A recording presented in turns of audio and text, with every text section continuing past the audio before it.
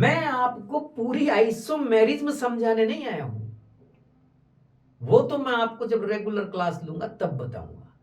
अभी मैं बस उनकी बात करने आया हूं जो इस बार के लिए खास है।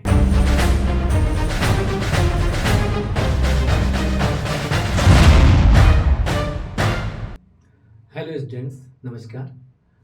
अब हम एक क्वेश्चन उठा रहे हैं स्ट्रक्चरल आइसोमेरिज्म से। स्ट्रक्चरल आइसोमेरिज्म एक बहुत ही अच्छा टॉपिक है और बहुत ही बच्चों को आता भी है, ऐसी बात नहीं, सबको आता है, सबने पढ़ा है, क्योंकि काफ़ी समय से आप लोग पढ़ाई कर रहे हैं तो बहुत कुछ आपने सीखा होगा इसके बारे में।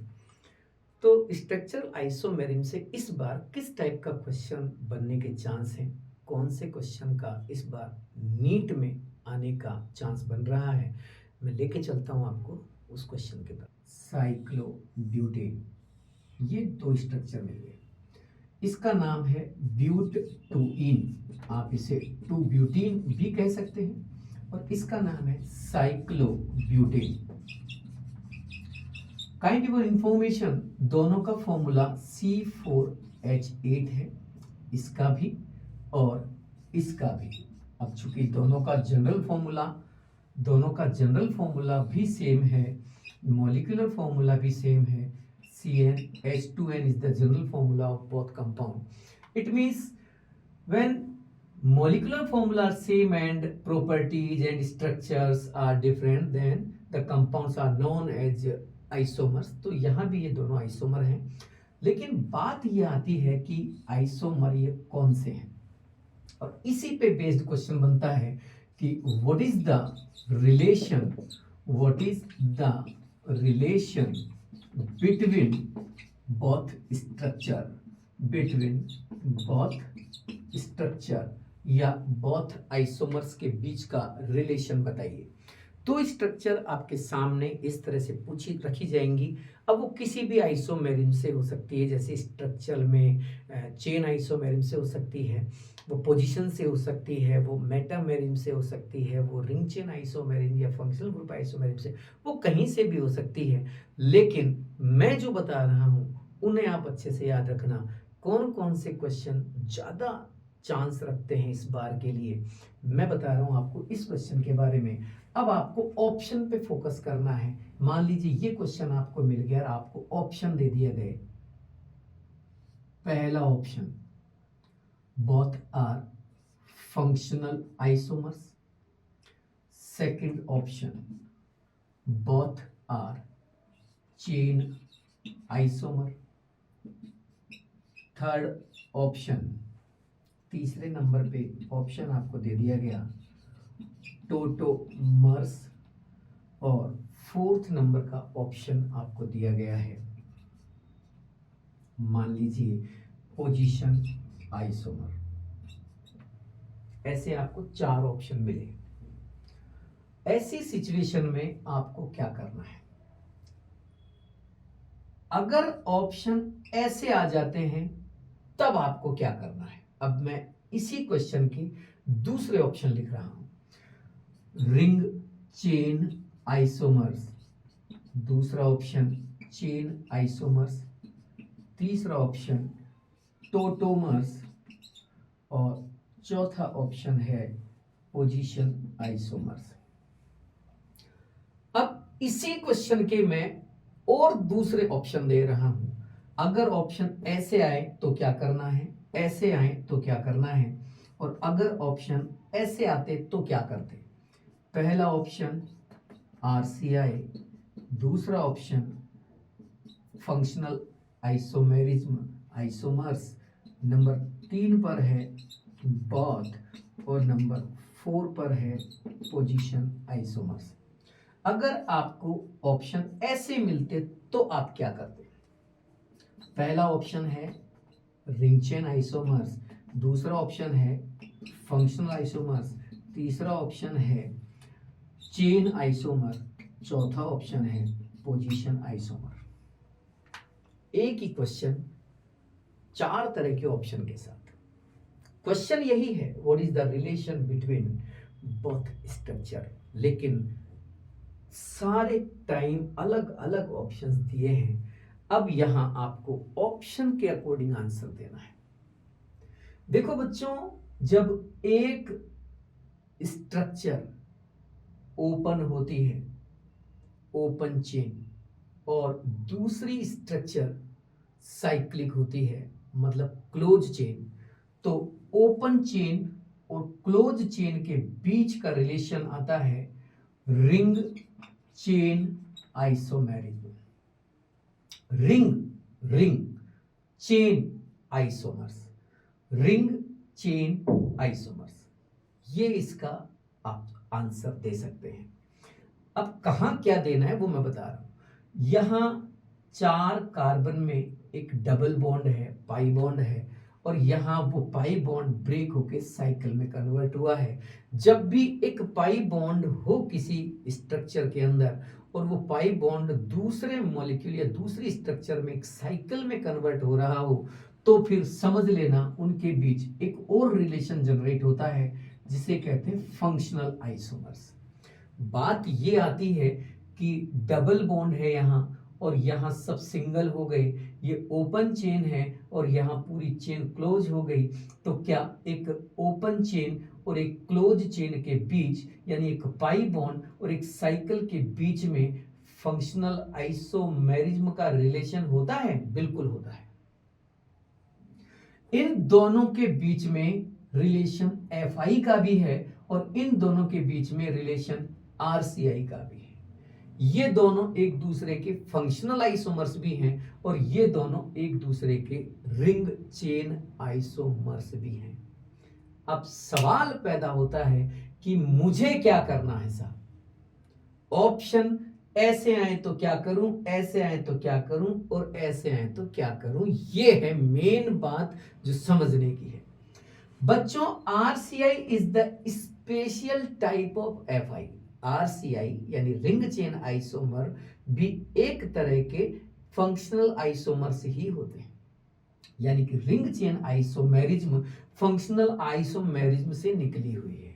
जब भी दो ऐसे फंक्शनल आइसोमर्स आपके सामने आ जाएं, बात को थोड़ा ध्यान से सुने, जब भी दो ऐसे फंक्शनल आइसोमर्स आपके सामने आ जाएं जिनका मॉलिक्यूलर फॉर्मूला तो सेम ही होगा, क्योंकि आप फंक्शनल आइसोमर्स बोल रहे हैं, जिनका एक के अंदर तो क्लोज चेन नजर आ रही हो और एक के अंदर ओपन चेन नजर आ रही हो। मैं कह रहा हूं, जब भी आपके सामने दो ऐसे फंक्शनल आइसोमर्स आ जाएं जिनमें एक में क्लोज चेन हो और एक में ओपन चेन हो, तो उन दोनों फंक्शनल आइसोमर्स को एक दूसरे के रेस्पेक्ट में रिंग चेन आइसोमर्स भी कह सकते हैं। वापस सुनिए, सारे FI RCI नहीं होते, सारे functional isomers ring chain isomers नहीं होते, लेकिन सारे ring chain isomers functional isomers होते हैं, क्योंकि केवल वही FI RCI माने जाते हैं जिनके अंदर एक मॉलिक्यूल ओपन चेन हो और एक मॉलिक्यूल क्लोज चेन में हो। हाँ, तो ये तो समझ में आ गया सर, लेकिन करना क्या है ये तो बताओ। बताते हैं बेटा। अगर ऑप्शन में FI दे रखा हो अकेला तो FI सही, अगर ऑप्शन में रिंग चेन आइसोमर्स दे रखा हो अकेला तो RCI सही, अगर ऑप्शन में दोनों दे रखे हो और तीसरा ऑप्शन बोथ दे रखा हो तो बोथ सही, और अगर ऑप्शन में दोनों दे रखे हो और कहीं बोथ नजर नहीं आ रहा हो तो मेरे बच्चों RCI is the best answer. It's okay. शुरू। चारों ऑप्शन में केवल FI ही आपका आंसर होगा, इन चारों ऑप्शंस में केवल RCI ही आपका आंसर होगा, इन चारों ऑप्शंस में आपका आंसर बोथ होगा और इन चारों ऑप्शंस में आपका आंसर RCI होगा। आ रहा है कुछ समझ में? मैं आपको पूरी आइसोमेरिज्म समझाने नहीं आया हूं, वो तो मैं आपको जब रेगुलर क्लास लूंगा तब बताऊंगा। अभी मैं बस उनकी बात करने आया हूं जो इस बार के लिए खास है। मैं एक और क्वेश्चन आपके सामने रखता हूं।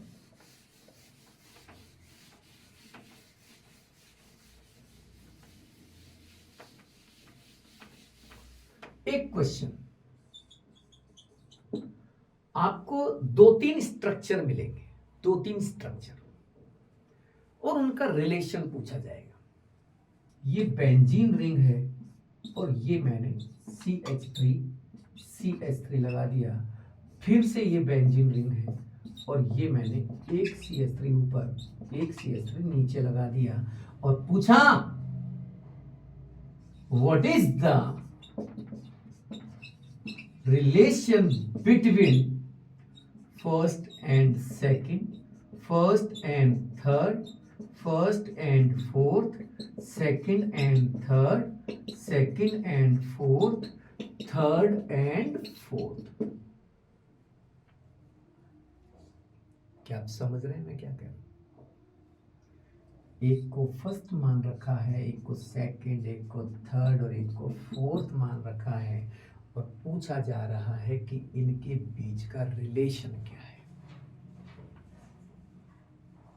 समझिए, बहुत बच्चा गलत करता है इनको, समझिए बात। इसमें और इसमें रिलेशन देखेंगे। पहला सवाल देखो, जब भी दो स्ट्रक्चर के बीच में रिलेशन आपको बताना हो तो आप उन दोनों के बीच की सिमिलरिटी तो देखेंगे ही, साथ में यह देखिए कि आखिर उसमें चेंज कहां हुआ है, कौन सी चीज बदली है। मैंने दोनों को देखा तो पता लगा इसमें नीचे 6 कार्बन का रिंग, नीचे यहां भी 6 कार्बन का रिंग, ऊपर यहां 2 कार्बन की चेन थी, यहां 1 कार्बन की चेन रह गई। आप गौर से देख के बताइए कौन सी चीज बदली है। जो बदली है वही आइसोमेरिज्म है। जो बदला है, बदला क्या है सर? 2 की चेन को तोड़ के 1 की चेन कर दिया। It means both are chain isomers with each other. अब ये दोनों एक दूसरे के चेन आइसोमर हैं। यहां 2 की चेन बना के कंपाउंड लिखा गया था और यहां 1 की चेन बना के। कई बालक इसे पोजीशन आइसोमर मान लेते हैं। कहां है पोजीशन? किसकी पोजीशन बदली है आपने? सर देखो वो CH3 था ना, वो CH3 यहां लगा दिया। अरे भैया CH3 की पोजीशन कहां बदली है? CH3 था ही कहां यहां तो ऊपर एक चेन थी CH2CH3 इथाइल की चेन थी, वो 2 कार्बन की चेन थी, उसको तोड़ के आपने यहां नीचे लटका दिया। इसका मतलब पोजीशन थोड़ी ना बदली, पोजीशन बदलना इसको कहते हैं। देखो यहां भी ये था, यहां भी ये है, यहां ये यहां पे था और यहां ये यहां आ गया। इट मींस पोजीशन बदल गई। These are position isomers. ये दोनों पोजीशन आइसोमर्स नहीं है। ये 2 की चेन थी, ये 1 की चेन है। एक्चुअल में आप इसको ऐसे भी मान सकते हो कि ये 2 की चेन पे पीएच था, 2 की चेन पे पीएच था। अब वो 1 की चेन पे पीएच हो गया। यहां 2 की लॉन्ग चेन बन रही थी, वहां 1 की लॉन्ग चेन बन गई। लॉन्ग चेन बदल गई, लॉन्ग चेन बदल गई मतलब चेन आइसोमेरिज्म हो गई। आगे पहली का तीसरी के साथ अगेन CI, पहली का चौथी के साथ अगेन CI, दूसरी का तीसरी के साथ दिस इज पोजीशन आइसोमेरिज्म। ये है PI, दूसरी का चौथी के साथ रिलेशन PI और तीसरी का चौथी के साथ relation PI। This is the question. एक और सवाल, मैं बार बार बता रहा हूं, मैं आपको कॉन्सेप्ट बताने नहीं आया, पूरा कॉन्सेप्ट नहीं बताना।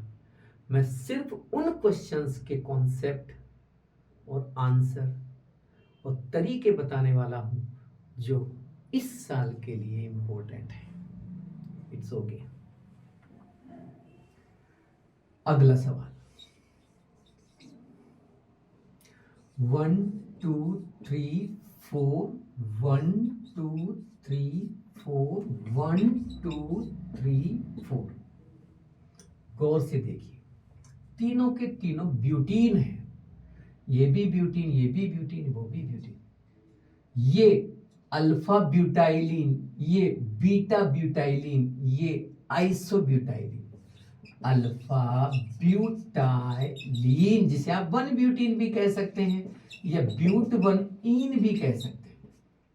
ये बीटा ब्यूटाइलिन जिसे आप 2 ब्यूटीन भी कह सकते हैं, ब्यूट 2 इन भी कह सकते हैं, ब्यूट 2 इन। और ये आइसोब्यूटाइलिन, आइसोब्यूटाइलिन। क्या चाहते हो? मैं नहीं चाहता भैया, क्वेश्चन चाहता है। क्या? What is the relation between following structures? एक को फर्स्ट मान लिया, एक को सेकंड मान लिया मैंने, और एक को थर्ड मान लिया। लिख देता हूं, ये फर्स्ट है, ये सेकंड है, ये थर्ड है। पहली और दूसरी के बीच में, पहली और तीसरी के बीच में, दूसरी और तीसरी के बीच में रिलेशन चाहिए मुझे। ऐसे मैंने सवाल पूछा। अब बात ये आती है कि भाई कैसे निकालें रिलेशन। तरीका वही, जो स्ट्रक्चर आपके सामने है, जिनका रिलेशन आप पूछना चाहते हैं, बताना चाहते हैं, उसमें क्या करना है आपको? एक तरफ तो उनकी सिमिलरिटी देखनी है और दूसरी तरफ डिसिमिलरिटी। आखिर उनमें बदला क्या है? जो चीज बदलेगी वही आइसोमेरिज्म होगी। ध्यान रखें। शुरू करते हैं। देखो, पहली और दूसरी को देखो, पहली और दूसरी को। सर ये तो 4 की चेन है पहली में, तो दूसरी में चेन 3 की रह गई। चेन बदल गई? हाँ सर। और तो सब वैसे ही है। लो भैया, पहला आंसर आ गया CI। चेन बदल गई, मैं भी क्या करूं। अगला सवाल, पहली और तीसरी का रिलेशन। पहली में 4 की चेन है, दूसरी में भी 4 की चेन है, लेकिन सर पहली में जो है बॉन्ड डबल जो है ना, वो फर्स्ट नंबर पे लगा हुआ है और थर्ड स्ट्रक्चर में सेकंड नंबर पे लगा हुआ। मतलब क्या किया आपने? मतलब पोजीशन बदली हुई डबल बॉन्ड की। It means this is PI। अब सेकंड और थर्ड पे गौर करें। सेकंड और थर्ड, सेकंड में सर 4 की चेन है, वहां 3 का ही चेन है। ओ, और double bond, sir double bond इसमें सेकंड पे लगा, उसमें फर्स्ट पे लगा है। क्या चेन बदलने की वजह से डबल बॉन्ड की पोजीशन बदली है? ऑब्वियसली सर, 4 की चेन थी तो डबल बॉन्ड लग गया बीच में आराम से सेकंड पे। अब चेन ही 3 की रह गई तो डबल बॉन्ड कहीं लगा लो, फर्स्ट पे रहेगा।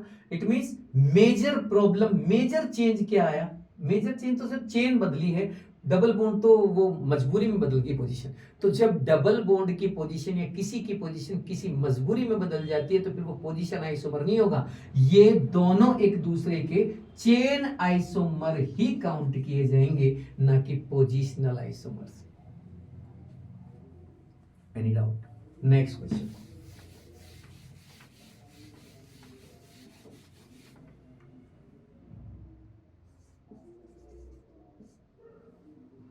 अगला सवाल है, number of total carbons in alkane for positional isomerism. मतलब क्या कहना क्या चाहते हो? एल्केन होती है ना, एल्केन, हाँ होती है। उस एल्केन में मुझे PI दिखानी है, मतलब पोजीशन आइसोमेरिज्म। यस, तो बताओ कितने कार्बन की एल्केन लू की मैं पोजीशन आइसोमेरिज्म दिखा सकूं आपको? ये भी कोई क्वेश्चन हो? अजी यही क्वेश्चन है, ये पूछा जा चुका है। मैं कोई मजाक नहीं कर रहा इस क्वेश्चन के लिए। ये क्वेश्चन भी पूछा जा चुका है, ये पुराना आया हुआ सवाल है जिसको मैं वापस रिपीट करके आपके सामने लाया, क्योंकि पुराने कोई क्वेश्चन जहां मुझे लगेगा कि ये वापस पूछा जा सकता है, मैं जरूर लेके आऊंगा आपके सामने, क्योंकि मेरा मकसद तो वो क्वेश्चन आपके सामने लाना है जो इस बार के लिए जरूरी है। ऑप्शंस आ गए, किसी में आ गए 4 कार्बन चाहिए, किसी में आ गए कि भाई 5 कार्बन का तो एल्केन चाहिए हर हाल में, किसी में आ गया कि भैया जो है कम से कम 6 कार्बन का चाहिए, और कोई कह रहा है कि 3 कार्बन पे भी हो जाएगा। कितने कार्बन का एल्केन बनाऊं कि मुझे PI देखने को मिल जाए? उसमें पोजीशन आइसोमेरिज्म। अरे तो पोजीशन बदलनी किसकी है? किसकी पोजीशन बदलवाना चाहते हो भैया? मुझे पता नहीं, सवाल की लैंग्वेज तो यही है। एल्केन चाहिए मुझे जिसमें पोजीशन बदल जाए। किसकी? किसी की भी बदल के दिखा दे। एल्केन में किसकी बदलोगे आप? एल्केन में पोजीशन बदलो, एल्केन में पोजीशन बदल के दिखाओ। 1 2 3 4 5 6, 1 2 3 4 5 6, बस इतने कार्बन चाहिए। 3 and 3 6, 6 से कम में आप एल्केन के अंदर पोजीशन बदल के दिखा ही नहीं सकते। कम से कम 6 कार्बन चाहिए पोजीशन बदलने के लिए। ऐसे तो सर मैं 5 कार्बन में भी कर देता, तो कर ना, किसने रोका है? कर। 1 2 3 4 5, 1 2 3 4, लो कर दिया सर, बदल गई पोजीशन। कोई पोजीशन नहीं बदली बेटा, दोनों सेम है। इधर से भी 2 पे ही लगा रखा है आपने, इधर से भी 2 पे, दोनों से, बोथ आर सेम।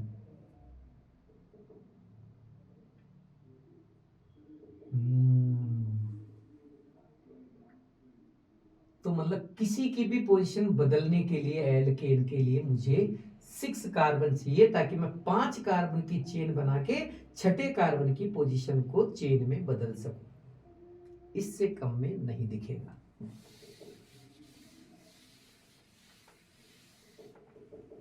एक और सवाल आपसे कहा जाए C2H2FClBrI, क्या चाहते हो? क्या चाहते हो आप? कुछ नहीं, मुझे तो पीआई बनाओ इनके। व्हाट? पीआई पोजीशन आइसोमर्स कितने बनेंगे? इसके पोजीशन आइसोमर्स, हाँ, ऑप्शन दो। 2 3 4 7, दीज आर ऑप्शंस। बताओ कितने बनेंगे? अब हमने पोजीशन आइसोमर बनाना शुरू किया। तो पोजीशन आइसोमर का मतलब तो क्या होता है? ग्रुप की पोजीशन बदली, मल्टीपल बॉन्ड की पोजीशन बदली, या किसी की पोजीशन बदली और पीआई हो गए। अरे यही तो है पोजीशन आइसोमेरिक। पोजीशन बदलो और पीआई हो गए। एक की भी पोजीशन बदल दी किसी पूरी स्ट्रक्चर में तो पीआई बन जाएंगे। मॉलिक्यूलर फॉर्मूला सेम रखना। तो फिर 2 तो कार्बन है, हाँ, 2 H, FClBrI,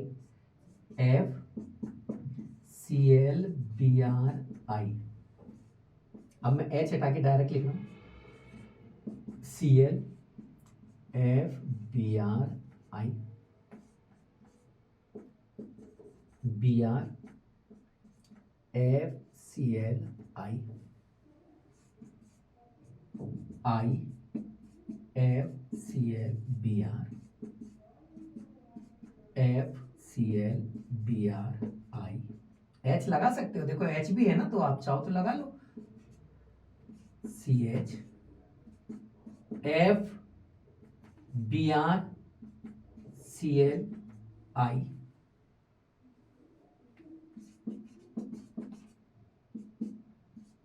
FI ClBr ClBr, ये लगा दिए। 1 2 3 4 5 6 7, सर 7 बन गए। यस, मैंने बोला था ना, किसी की भी पोजीशन बदल दी तो पीआई हो जाएंगे। यहां मैं बदलता जा रहा हूं, देखो पोजीशन, फिर 2 2 लगा दिए, एक बार तो एक तरफ 1, एक तरफ 3 लगाए, फिर एक बार मैंने दो एक तरफ लगाया और बार बार पोजीशन बदली है। These are positional isomers.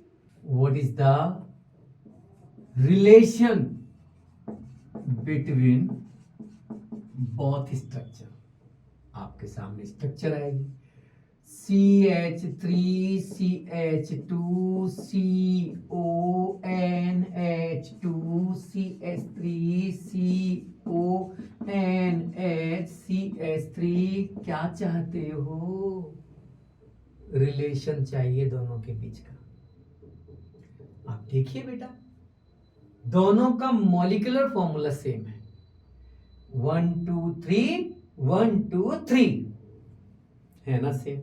Same same carbon, same same nitrogen, सारी हाइड्रोजन ऑक्सीजन सब इक्वल है। क्या करें? करना क्या है, बस चेक करो क्या बदला है। रूल तो वही रहेगा, लॉजिक नहीं बदलेगा। चेंज क्या किया है आपने? सब मॉलिक्यूलर फॉर्मूला सेम है, मैंने तो ग्रुप ही बदल डाला। यहां तो मैंने 1 डिग्री अमाइड लिया है और यहां मैंने, ओ माय गॉड, ये तो 2 डिग्री अमाइड हो गया। तो सर 1 डिग्री अमाइड से 2 डिग्री अमाइड बना दिया, फंक्शनल ग्रुप बदल दिया। और एक बार फंक्शनल ग्रुप अगर बदल गया दो स्ट्रक्चर्स में, तो उनके बीच में एक ही रिलेशन रहेगा और वो रहेगा Fi। चाहे किसी की भी कोई पोजीशन या चेन बदल रही हो, अगर फंक्शनल ग्रुप बदल गया तो आंसर Fi ही आएगा, Fi ही आएगा। मान लो आपसे कहा जाए कि ये 4 कार्बन 5 कार्बन है, इसमें मैंने यहां लगा दिया एक OCH3 और यहां मैंने एक और स्ट्रक्चर बना दी, ये मैंने फिर से लगा दिया OH। गौर से देखो, 1 2 3 4 5 6 1 2 3 4 5 6 6 कार्बन, सेम मॉलिक्यूलर फॉर्मूला, एक बना दिया ईथर, एक बना दिया अल्कोहल। अब पूछा जा रहा है रिलेशन। गौर से देखिए, यहां चेन 5 की है, यहां चेन 6 की है। अरे तो क्या CI बोलोगे? नहीं, CI बोलोगे क्या इसको? यहां सेकंड पे लगा हुआ है फंक्शनल ग्रुप, यहां फर्स्ट पे लगा हुआ है फंक्शनल ग्रुप, तो क्या इसको PI बोलोगे तुम लोग? ना ये CI है ना ये PI है, क्योंकि एक बार फंक्शनल ग्रुप अगर बदल गए तो आंसर सिर्फ और सिर्फ ओनली एंड ओनली Fi यानी फंक्शनल आइसोमर्स ही रहता है, कोई और नहीं। बात समझ में आ रही है?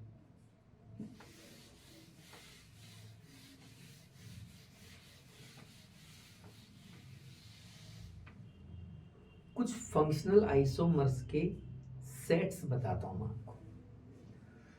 देखो, एल्कीन और साइक्लोएल्कीन, ये दोनों Fi होते हैं। दोनों का एक ही फॉर्मूला है, फॉर्मूला बनाना मैंने सिखा दिया है वैसे एक वीडियो के अंदर, आप चेक करना। जनरल फॉर्मूला ये चुटकियों में बनेगा, CnH2n, दोनों का general formula. Alkyne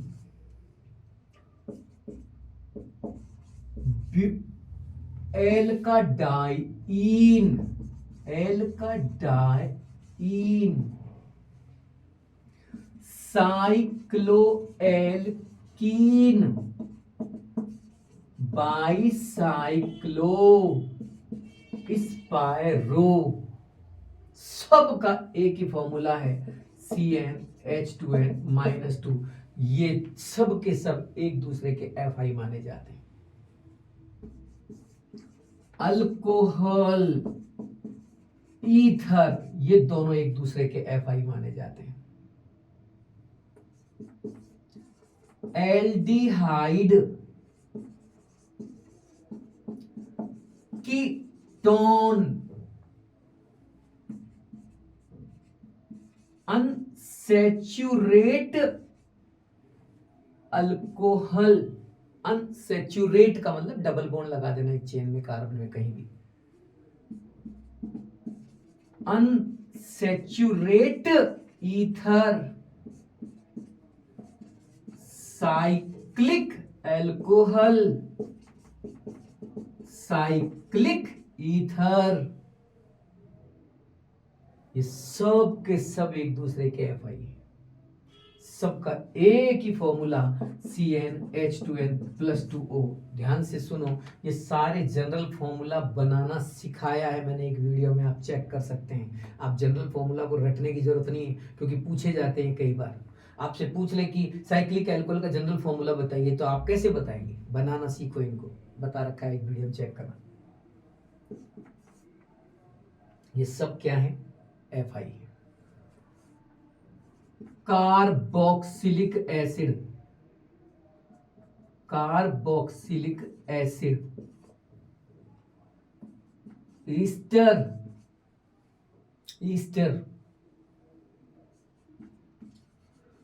मोनोहाइड्रोक्सी aldehyde, monohydroxy ketone, dihydric cyclo dihydric alcohol. Cycle बनना चाहिए, 2 OH आने चाहिए, अनसैचुरेट नहीं करना है, 2 OH लगाने हैं, साइकिल बनाना है और एल्कोहल बनाना है। लाइक दिस, साइकिल बनानी है, 2 कहीं भी OH लगाने हैं, बस साइकिल बनानी है और 2 जगह OH लगाने हैं, cyclo dihydric alcohol. Any doubt? Unsaturate नहीं करना है, सॉरी मैंने पहले अनसैचुरेट बोल दिया बाय मिस्टेक। साइक्लो लेना है, डाइहाइड्रिक एल्कोहल बनाना है, मतलब साइकिल बना के जितने कार्बन का वो कंपाउंड है उतने की साइकिल बनानी है और उस पर 2 OH लगाने। Next, mono hydroxy cyclic ether. आप इसे ईथर में भी कन्वर्ट कर सकते हैं कि ये साइकिल तो ऐसी कैसे रहने देना, और इस पे एक तो OH लगा देना और एक O, ईथर वाला ग्रुप लगा देना, O जिसको बोलते हैं ना ईथर ऑक्सा ग्रुप, ईथर बना देना इसको। ये भी एक इसका बनेगा। देखो, एक ये बन गया, एक ये बन गया, एक ये बन गया मोनोहाइड्रोक्सी एल्डिहाइड, एक ये बन गया मोनोहाइड्रोक्सी कीटोन, 4 ये हो गए। एक ये बन गया मोनोहाइड्रोक्सी साइक्लिक ईथर, और एक ये बन गया साइक्लोडाइहाइड्रिक एल्कोहल, साइक्लोडाइहाइड्रिक एल्कोहल। ये पूरे के पूरे कंपाउंड्स एक ही जनरल फॉर्मूला है, CnH2nO2। ये इसका जनरल फॉर्मूला, यानी कि ये हो गए सारे के सारे एफ आई।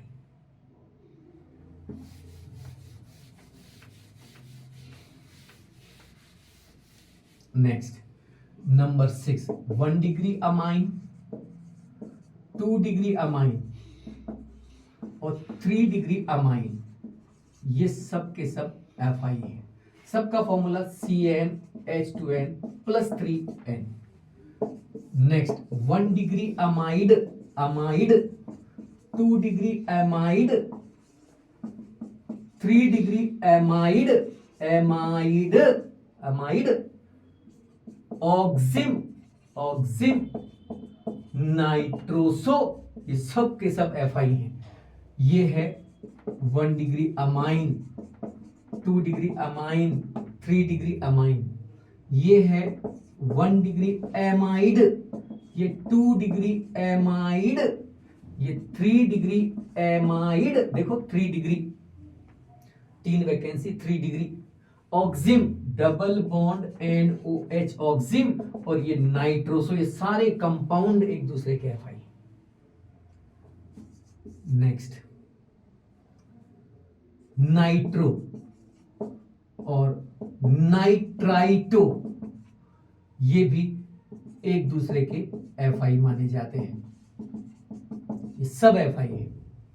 इधर इन सब का एक ही जनरल फॉर्मूला, वो भी मैं लिख देता हूं यहां, CnH2n+1NO।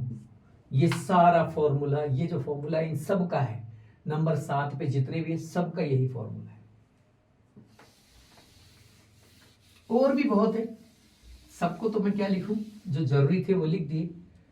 एक और लिख लीजिए नंबर 9 पे, साइनाइड आइसोसाइनाइड, ये भी एक दूसरे के एफआई हैं। एक और लिख लो, एरोमेटिक अल्कोहल,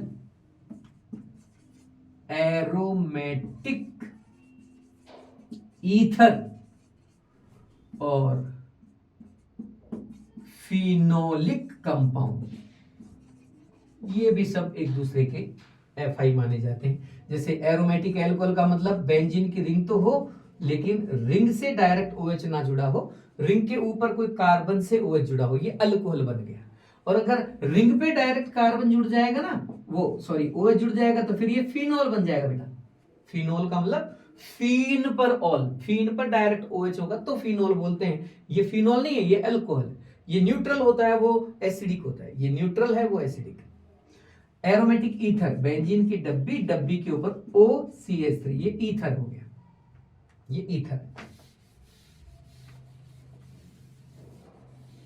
समझ में आ रहा है? इनका जनरल फॉर्मूला हो गया CnH2n-6O।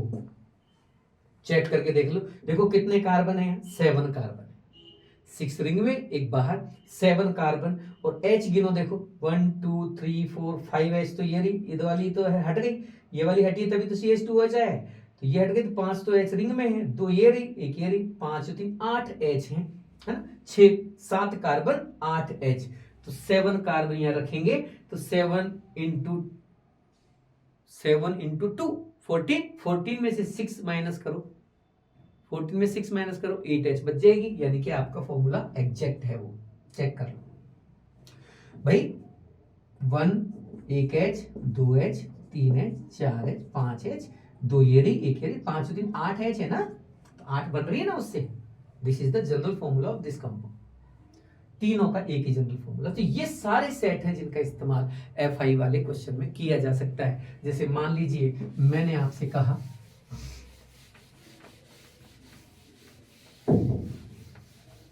किसी भी कंपाउंड के लिए भाई इसके FI बनाओ, उसके FI बनाओ, तो एक क्वेश्चन तो मैंने बताया रिलेशन वाला आता है FI में से, कि what is the relation between both type of structure. 2 structure आपको मिलेगी, उनमें फंक्शनल ग्रुप अगर चेंज हो रहा हो तो आप बता देना कि भाई ये दोनों FI हैं। और एक क्वेश्चन ऐसे आता है, मॉलिक्यूलर फॉर्मूला C4H10O, ये दे दिया उसे, वो कह रहा है कि मुझे इसके FI बना के बताइए कितने FI हैं इसके। अब केवल FI चाहिए उसको, तो भाई दिमाग लगा के सोचो कि इस सवाल को करने से पहले पहचानो तो सही ये है कौन। तो पता लगा ये तो CnH2n+2O है। और याद करो अभी पीछे मैंने एक को एल्कोहल और इसी से एक को मैंने ईथर बनाया था, और मैंने कहा था कि ये दोनों FI हैं। तो बस मेरे बच्चों, आपको एल्कोहल बनाना है 4 कार्बन का। कि सर कैसे बनाऊं, ऐसे बना दूं, ऐसे बना दूं, ऐसे बना दूं, या ऐसे बना दूं, आपकी मर्जी हो, जैसे बनाओ, कोई दिक्कत नहीं। एक काउंट करूंगा बस, एल्कोहल एक ही लेना है मुझे। और ईथर ऐसे बना दूं कि ऐसे बना दूं कि ऐसे बना दूं। सर कैसे बना दूं? बेटा कैसे भी बना, एक इधर से लूंगा, एक इधर से लूंगा, और आंसर लिखूंगा मैं 2 FIs possible from this molecular formula in which one is alcohol and another is ether.